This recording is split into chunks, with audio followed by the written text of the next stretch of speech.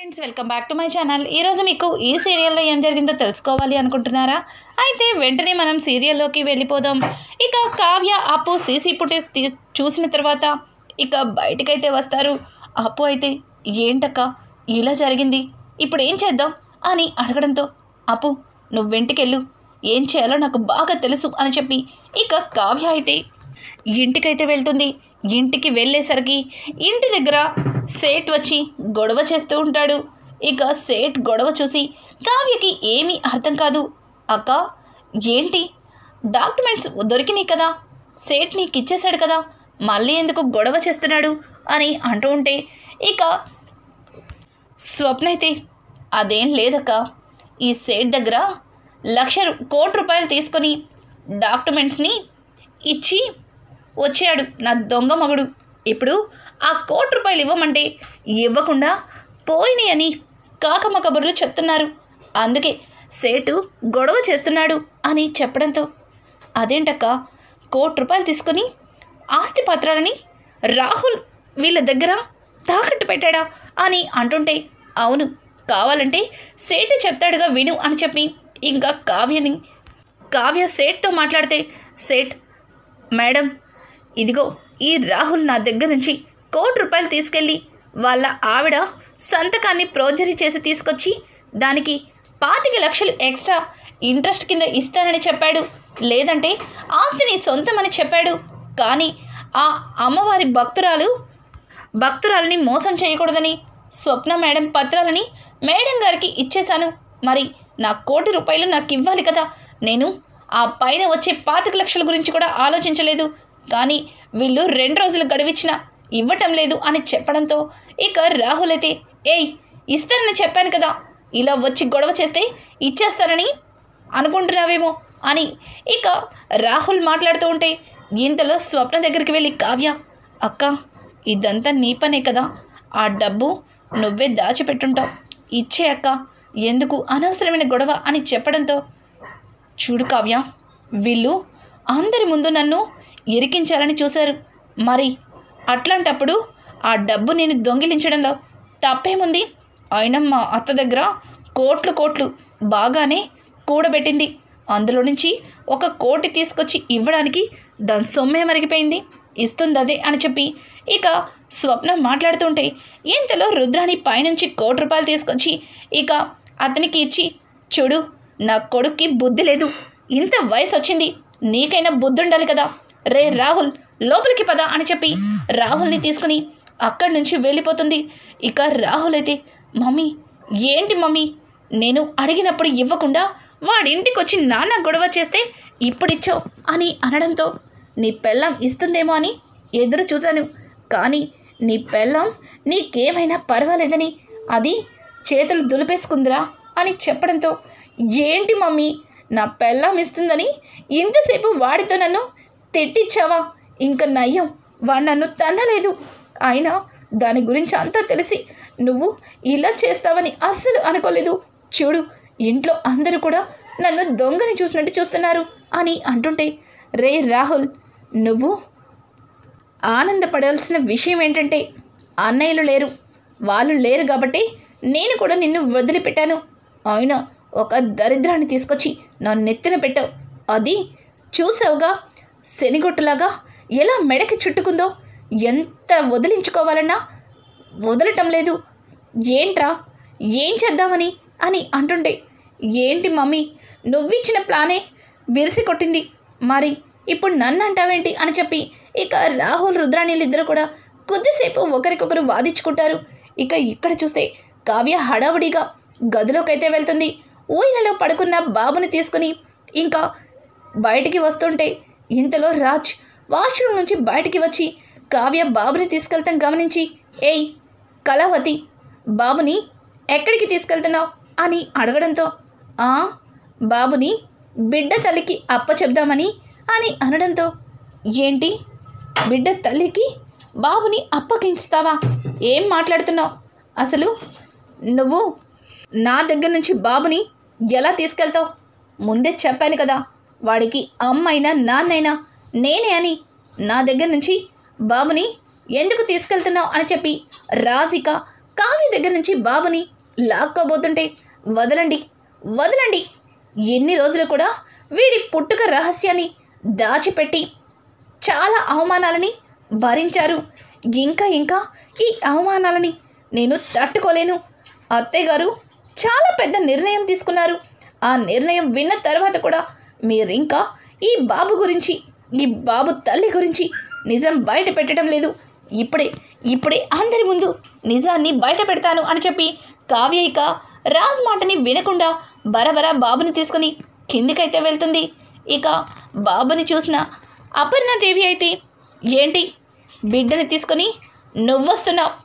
ఇంట్లో నుంచి వెళ్ళవలసింది వాడితో పాటు నువ్వు కూడా వెళ్ళిపోతానంటే నాకేం అభ్యంతరం లేదు అని చెప్పి అపర్ణ అయితే ఇక కావ్యతో మాట్లాడుతుంటే, చూడండి అత్తయ్య, ఈ ఇంట్లో నుంచి వెళ్ళవలసింది నేను కాదు, ఆయన కాదు, ఈ బాబు తన తల్లి దగ్గరికి. కానీ తన తల్లి మళ్ళీ తిరిగి ఈ ఇంటికి రావాలి కదా అని చెప్పడంతో ఇంతలో పక్కనే ఉన్న ధాన్యలక్ష్మి, అంటే నువ్వు ఇంట్లో నుంచి వెళ్ళిపోతావా? ఆ తల్లి ఇంట్లో అడుగు పెడితే మరి నువ్వెందుకు ఇక్కడ? రాజ్కి ఒక్కరు సరిపోతారు అన్నట్టుగా ఇక ధాన్యలక్ష్మి మాట్లాడుతుంది. ధాన్యలక్ష్మి మాటలకి, చిన్నత్తయ్య కాస్త నేను చెప్పేది వినండి, ఎందుకు ఆవేశపడతారు అని ఇక కావ్య అంటుంటే, కావ్య మాటలు వినకుండా అపర్ణాదేవి, రాజ్ నీకిచ్చిన 2 రోజుల గడువు పూర్తయింది. ఇక ఈ ఇంటి నుంచి నువ్వు వెళ్ళిపోతావా, లేకపోతే ఆ బిడ్డని తన తల్లి దగ్గరికి చేరుస్తావా? ఇదంతా నాకు ఏం జరిగినా నాకు అనవసరం. ముందు బిడ్డ తల్లి గురించైనా నిజం చెప్పు, లేదంటే ఆ బిడ్డని తల్లి దగ్గరకైనా చేర్చు, లేకపోతే నువ్వు ఈ ఇల్లు వదిలి వెళ్ళిపో అని అపర్ణ చెప్పడంతో, మమ్మీ నేను ఈ ఇంట్లో ఉండడం మీకు ఇష్టం లేదు అని నిరభ్యంతరంగా చెప్పారు. నేను నా బిడ్డని తీసుకుని ఈ ఇల్లు వదిలి వెళ్ళిపోతాను అని చెప్పి రాజ్ మాట్లాడుతుంటే, రాజ్ మాటలకి ఇక అపర్ణ అయితే, రే రాజ్, కనీసం ఈ తల్లి ప్రేమని కూడా వద్దనుకుంటున్నావు. నిన్న కాక మొన్నొచ్చిన ఆ బిడ్డే నీకు ఈ కుటుంబం కంటే ఎక్కువైపోయారా? బిడ్డని తీసుకొని ఇల్లు వదిలి వెళ్ళిపోతానని ఒక నిర్ణయం తీసేసుకున్నావు. అసలు ఏం మాట్లాడుతున్నావో అర్థమవుతుందా అని అంటుంటే ఇక రాజ్ ఏం మాట్లాడకుండా మౌనంగా తన గదిలోకి వెళ్ళి తన బ్యాగ్ని తీసుకొని బయటకైతే వస్తుంటాడు. ఇక ఇంతలో కావ్య, మావయ్య గారు, ఇక్కడ ఇంత జరుగుతుంది, మీరు ఇప్పటికైనా నిజం చెప్తారా, లేకపోతే నిజాన్ని నన్నే చెప్పమంటారా అని అడగడంతో, అమ్మ కావ్య, ఏం మాట్లాడుతున్నావు? అంటే మీ మావయ్య గారికి నిజం తెలుసా? కావాలని నిజాన్ని దాచిపెట్టారా? తండ్రి కొడుకులిద్దరూ కలిసి ఏం సాధిద్దామనుకుంటున్నారు? సుభాష్, నోరు విప్పుతావా లేదా అని పెద్దావిడ ఇక సుభాష్ని నిలదీస్తుంది. సుభాష్, అమ్మా అది అని ఇక సుభాష్ తడబడుతుంటే ఇంతలో అపర్ణ, ఏంటండి ఇదంతా?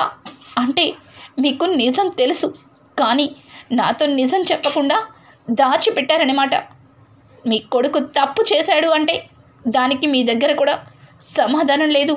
వాడు తప్పు చేశాడు, చెయ్యలేదు అన్న విషయం కూడా మీరు మాట్లాడలేదంటే మీరు నా దగ్గర ఏదో దాచిపెట్టారు. చెప్పండి, ఆ బాబు ఎవరో చెప్పండి, ఆ బాబుకి తల్లి ఎక్కడుందో చెప్పండి, చెప్తారా చెప్పరా అని చెప్పి అపర్ణ గట్టిగా సుభాష్ని అడుగుతుంది.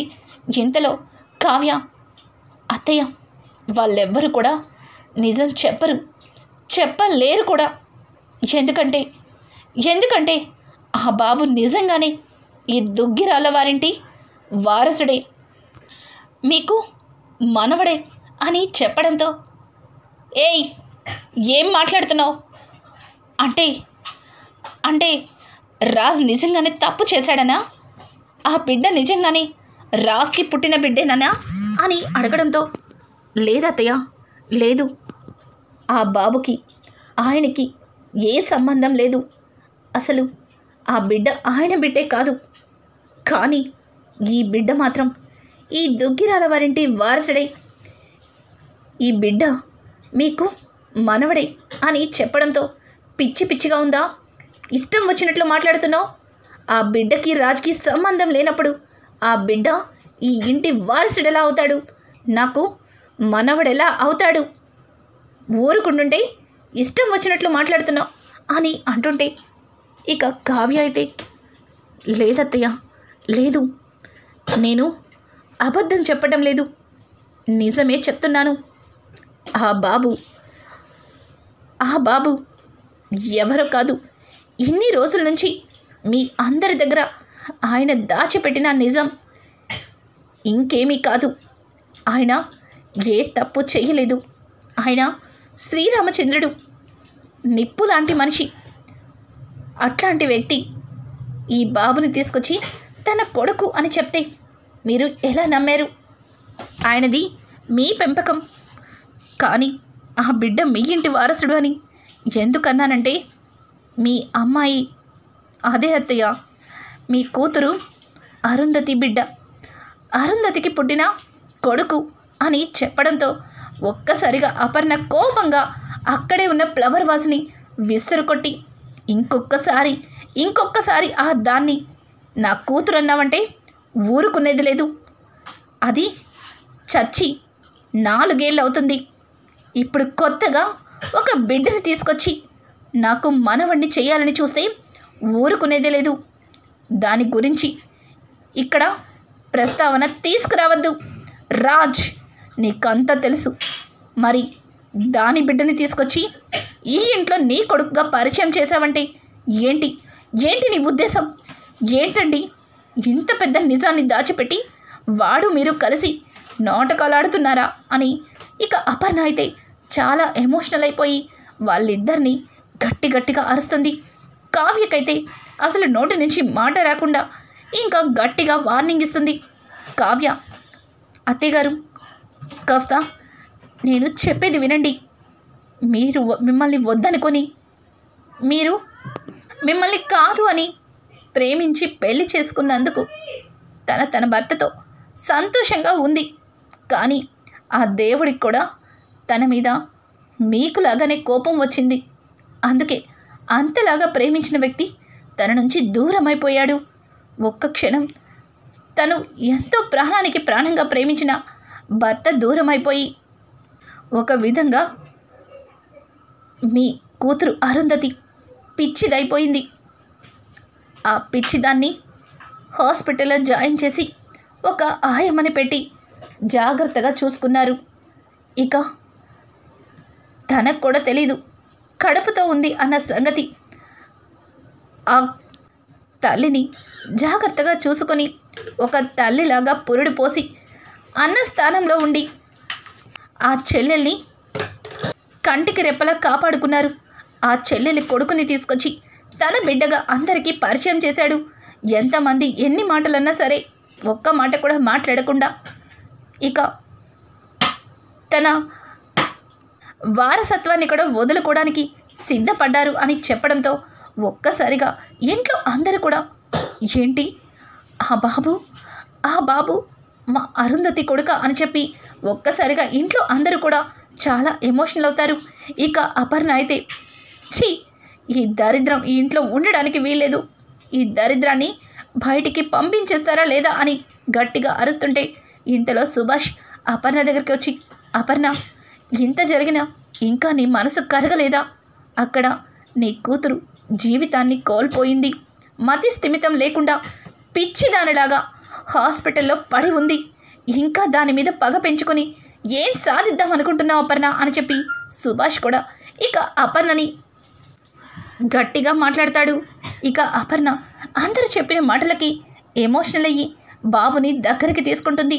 ఇక బాబుని ఎత్తుకొని ఎక్కడ నా కూతురు అని అడగడంతో రాజ్ కూడా చాలా సంతోషిస్తాడు. ఇంకా ఇంట్లో అందరినీ కలిపిన కావ్యని చూసి రాజ్ చాలా ప్రేమగా కావ్యని హక్ చేసుకుంటాడు. ఇక ఈ విధంగా కావ్య, రాజ్ ఇద్దరు కూడా ఒక్కటవుతారు.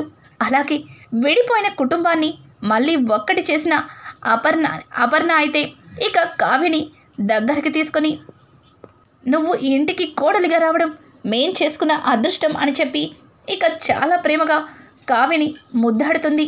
రానున్న ఎపిసోడ్స్ మరింత ఇంట్రెస్టింగ్గా మారబోతున్నాయి. ఈ వీడియో మీకు నచ్చినట్టయితే లైక్ చేసి సబ్స్క్రైబ్ చేసుకోవడం మాత్రం మర్చిపోకండి. Thanks for watching. Hi friends, welcome back.